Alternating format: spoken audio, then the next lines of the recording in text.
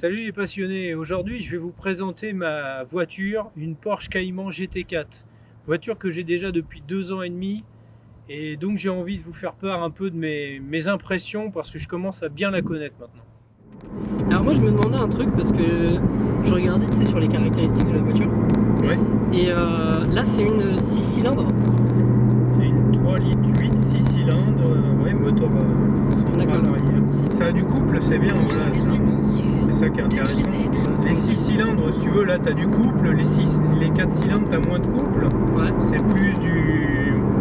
C'est des turbos qui sont dedans. Celle-là, il n'y a pas de turbo, c'est du 6 cylindres et c'est entièrement atmosphérique. Ouais. Donc ça veut dire que voilà, tu as une plage d'utilisation que tu peux monter jusqu'à 7005 presque avant la zone rouge. Et bon, tout le couple, tu l'as entre 4000 et 5000 tours minute. Et là où ça commence à être vraiment sensationnel au niveau du son et de la puissance, c'est à 6-7 000 tours. Enfin, les plages d'utilisation de la voiture sont très hautes et c'est là où tu t'amuses le plus, où tu sens que c'est génial. Et donc là sur les Caïmans, j'ai vu qu'il y avait plusieurs modèles et la GT4 c'est celle qui est orientée le plus sur les performances sportives. Exactement, c'est la version sportive, c'est le haut de gamme, hein, c'est considéré comme la petite GT3 dans les 911. La GT3 c'est au-dessus, mais la GT4 est très proche aussi au niveau performance. C'est une voiture qui est très typée sport et qui va sur qui est sur circuit en fait principalement, mais sur route c'est un plaisir, tu t'amuses aussi. Hein. Tu doubles facilement les voitures, tu as de la puissance à beaucoup de régimes. Enfin, faut rester assez haut dans les tours, mais tu as la puissance, voilà, c'est génial. Et moi j'avais lu que Porsche aurait volontairement baissé les performances de la GT4 pour qu'elle concurrence pas trop la 911. Parce que sinon ça aurait fait baisser les ventes de la 911 selon. Oui, c'est ce qui avait été dit. Oui, ils voulaient pas que ça soit au même niveau que la 911, que la GT3, puisque la GT3 déjà est technologiquement plus avancée, peut-être plus développée. Elle est plus chère hein, aussi. Voilà, celle-ci était plus accessible au niveau tarif quand ils l'ont sorti que la GT3. La GT3 était quand même plus chère. Voilà. Donc il fallait bien avoir cette différence parce que si tu as une GT3 qui a les mêmes performances qu'une GT4, quel est l'intérêt à la limite de payer pour une GT3 de payer plus cher voilà, ouais. Et là pour le 0 à 100, combien de temps?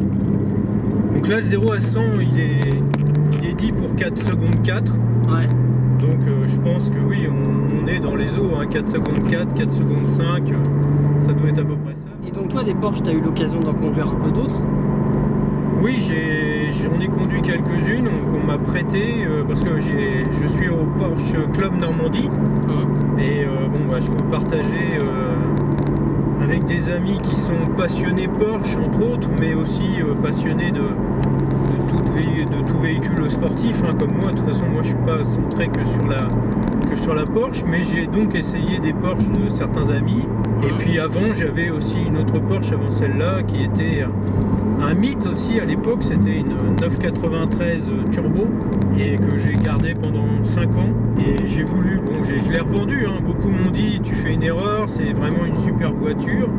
En effet c'était une superbe voiture, mais j'ai jamais regretté parce que de passer des voitures turbo à une voiture atmosphérique typée vraiment circuit, c'est un autre agrément et sur route, voilà, c'est agréable aussi. Hein.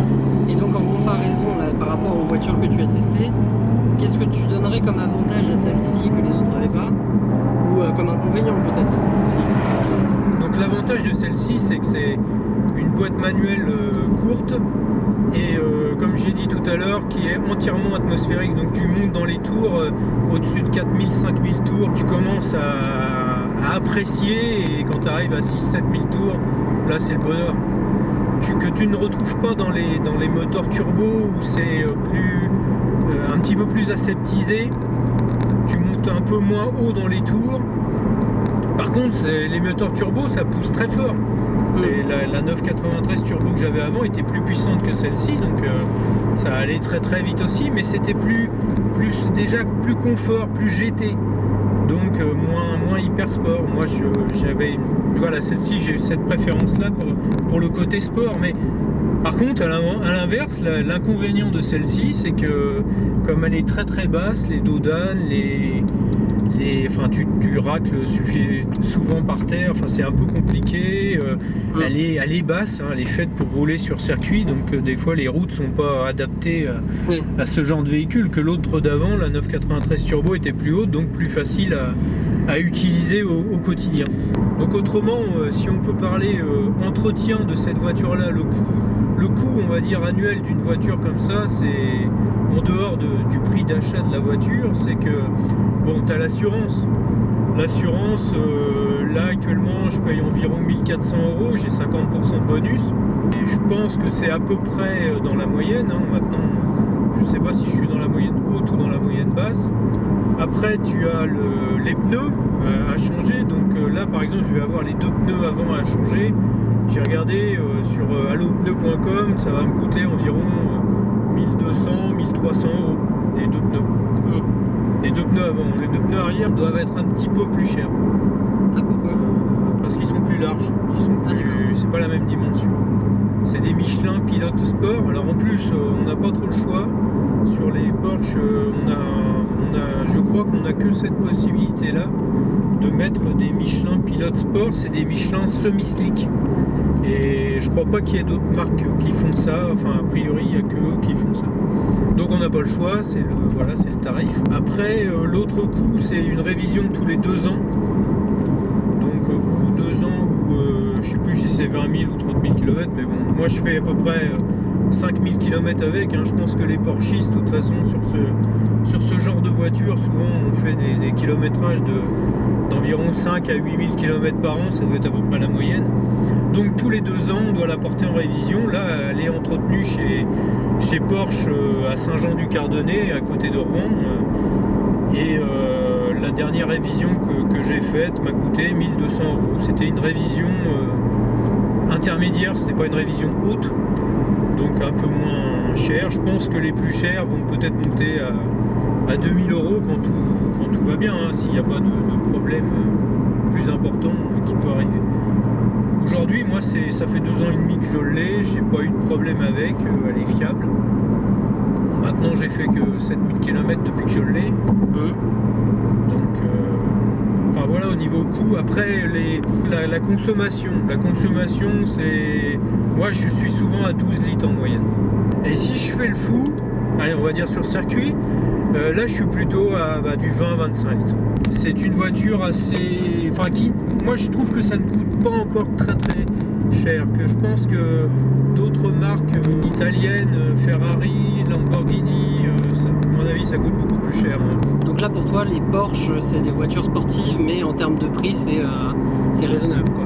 C'est sans doute, je pense, une marque qui permet, c'est quand même un achat important, hein, l'investissement au départ est lourd, ouais. Mais je pense que si on peut, c'est quand même une des voitures qui doit être le plus abordable possible au niveau suivi, entretien, et qui a vraiment une grosse fiabilité, d'ailleurs qui a cette réputation-là. Et aussi les Porsche, il faut reconnaître que la 993 Turbo que j'avais avant, quand je l'ai acheté au départ, je l'ai revendu plus cher que ce que je l'avais acheté. Donc déjà, là j'avais gagné de l'argent sur ma voiture au bout de 5 ans. Ouais. Celle-ci, si je la garde, parce que elle a été produite à 2500 exemplaires, la première génération. Il y a eu la deuxième génération, la 718 Cayman GT4. Ouais. Je ne l'ai pas essayé. Mais il paraît que, de ce que j'ai lu, qu'elle est plus puissante, mais un peu moins bien, plus aseptisée à cause des normes de pollution qu'on nous inflige aujourd'hui. Et donc elle est plus... Ouais, voilà, le bruit moteur est moins important, enfin, les sensations peut-être. Donc celle-ci, elle va sans doute, je pense, prendre aussi un peu de valeur. Peut-être que je la revendrai le prix que je l'ai acheté, peut-être, mais ouais. Ou du moins, en tout cas, on n'a pas des décotes comme d'autres voitures qu'on achète, des voitures pour tous les jours, où là, on a des décotes quand on l'achète neuve. Au bout de 3 ans, elle a perdu 50% de sa valeur. Donc là, on n'est pas sur ce registre-là avec une Porsche, sur certaines Porsche qui sont... Voilà, faut bien les choisir au départ. et il y a certaines Porsche qui gardent très très bien leur cote. Il faut aussi qu'elle soit entretenue par Porsche, qu'elle ait un carnet de Porsche entretien tamponné par Porsche, pardon. Et donc ça c'est important. Moi quand j'ai revendu ma 993, elle avait été suivie entièrement par Porsche et j'ai eu aucune difficulté à ce qu'elle soit vendue. C'est un gage de sécurité. Certains disent que de la faire entretenir chez Porsche ça coûte trop cher, il vaut mieux aller chez un revendeur ou autre. C'est un choix, hein. Moi je pense que tout se discute. Personnellement j'ai choisi de continuer à l'entretenir chez Porsche, même si c'est un peu plus cher. Je pense qu'à la revente, au moins déjà on peut la revendre plus facilement. Et de toute façon, Porsche Rouen, ils sont sérieux, hein. Le nombre de fois que j'ai porté mes voitures chez eux en révision, c'est très bien fait, c'est bien suivi, c'est garanti derrière. Si on a un problème, quand la voiture est sous garantie, ils s'en occupent. Enfin, moi j'ai rien à dire, hein. Franchement, ils ont été très très professionnels depuis le début. Et là, la 993, quand tu l'avais eue, elle avait combien d'années? La 993, c'était un modèle de 1996. Ah oui, d'accord. Je l'ai acheté en 2013 et j'ai dû la revendre en 2018, c'est ça. Ok. Et donc là, c'était une voiture que tu avais fait aussi suivre par Porsche et qui s'est revendue très facilement, quoi. C'était une deuxième main. Ouais. C'était une Porsche qui a été suivie depuis le début chez Porsche. Au début, elle était en Allemagne, mais elle avait un carnet d'entretien complet chez Porsche. Et donc quand je l'ai eue, j'ai continué à la faire entretenir chez Porsche Rouen. D'ailleurs au Porsche Classique, parce qu'ils venaient d'ouvrir leur concession, ou 2 ans après, je ne sais plus exactement, mais ils ont ouvert leur concession classique et elle était suivie chez eux. Au niveau du confort de la voiture de la GT4, est-ce que tu trouves que c'est plus confortable que les autres voitures que tu as eu l'occasion de tester, ou moins confortable parce qu'elle est orientée sport et du coup elle est plus designée pour ressentir les sensations? Ou est-ce que non, tu trouves que c'est plutôt confort finalement pour une voiture sportive? Alors c'est une voiture qui est moins confortable, parce que c'est vrai qu'elle est typée sport, mais je trouve quand même que c'est assez confort. Quand on l'utilise tranquillement pour, tu vois, comme là, pour discuter, on peut discuter tranquillement. On est bien maintenu dans les sièges, on est vraiment bien installé. Bon, celle-ci n'a pas les options des sièges baquets. Celle-ci, elle a les options justement siège confort. Et personnellement, je préférais. Beaucoup disent oui, il faut avoir la version avec des sièges baquets. Bon, j'aurais eu une version siège baquet, je l'aurais prise, mais je préfère cette version-là parce que à utiliser sur route, c'est quand même justement plus confortable. Les sièges baquets sont quand même, voilà, c'est vraiment typé. Enfin, c'est typé court, c'est très sport, c'est très, voilà, c'est plus dur. Donc, quand on roule tranquillement, c'est confortable. Quand on tape dedans, quand on veut vraiment rouler vite et autres, bah là, oui, c'est un peu plus dur. Sur des routes très abîmées, on sent bien les déformations de la route. Mais bon, c'est normal, hein, il y a des Porsche GT comme j'avais avant la 993 Turbo, mais aussi la 996, la 997 que j'ai essayé, la 991 aussi, j'avais essayé plusieurs générations. C'est des voitures déjà plus confortables. Par contre, la GT3, elle, c'est typé sport, circuit, donc voilà, suspension plus dure.